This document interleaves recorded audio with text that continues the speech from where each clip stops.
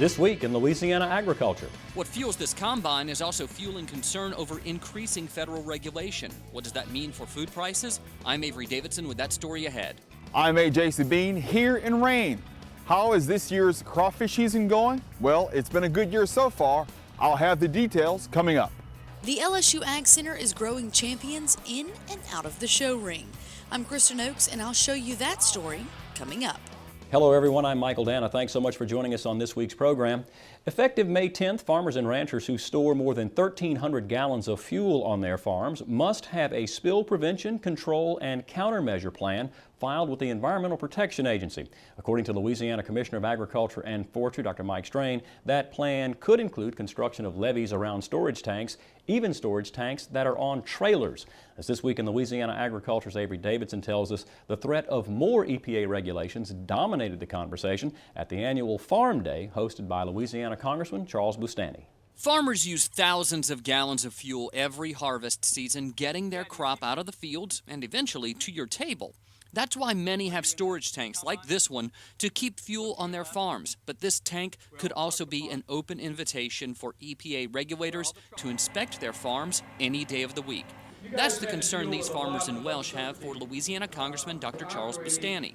Jefferson Davis Parish rice farmer John Compton says he's ready for when the spill prevention, control, and countermeasure rule goes into effect on May 10th, but he does not like the fact that EPA officials would enforce it directly. It just gives them an opportunity to come and look around at our farms and give them a chance to maybe overreach further past that legislation. Under the SPCC rule that would allow EPA officials open access to farms without it being complaint driven, without there being a spill, to come and do inspections on the farms. Commissioner of Agriculture and Forestry Dr. Mike Strain joined Congressman Boustany in the discussion.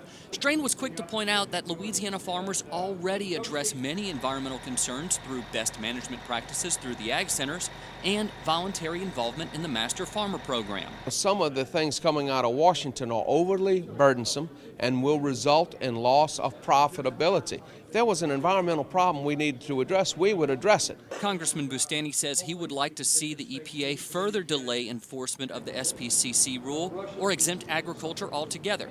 However, he's doubtful there is much Congress can do. Realistically, getting a bill through Congress and passed into law is going to be a problem.